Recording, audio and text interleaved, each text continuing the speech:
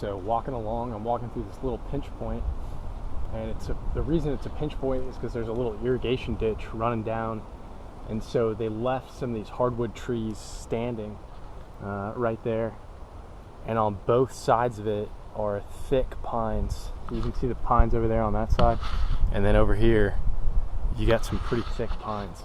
And as I was walking along, I just started to notice that there was a lot of tracks right where it really funneled down. And I stopped to drop a point and bumped a couple deer that were bedded right here. Come over here, and sure enough, you can see that white hair, and there's a bunch of it in here. So there's two. Anyway, you can probably see them all right in here. But usually I haven't seen too many of the beds that are like worn down to the dirt. But what I see a lot of are just kind of these shallow depressions in the leaves, as if you were to lay there for a couple hours. You can kind of see that right there. There's another one right there. So they were actually, when I spooked them, they were right back here. They might have been bedded here, stood up, and went back there, but I'm going to go back there and check it out too. Always cool to learn when you bump a deer what they were doing, why they were there. And I mean, this is perfect. You know, you're not always going to get deer bedded in those textbook locations of on a point like we want them to, because we want to confine them to these locations. That makes it easier for us to hunt them and find them.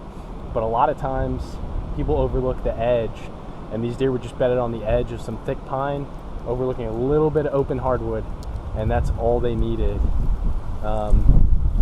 And it's interesting, the wind is swirling right now, but it's coming from the open into the thick.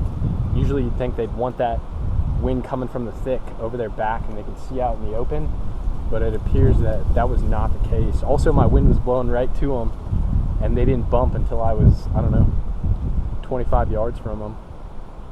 So that's pretty interesting. And as soon as I stopped, that's when they busted. So I wonder if they would have stayed put if I kept walking. But anyway, there's a tiny little rub right here next to this bed, just a little guy. But I'm gonna bump back right in here where they were bedded and see if I can find anything else. Maybe find a shed antler. Well, I only found one of those so far. I've covered like 18 miles. So either they haven't shed or I'm just not doing my part. It's April Fool's Day, I believe. So happy April Fool's Day. We're on the road. Gotta stay keto on the go. Pepper? Oh yeah.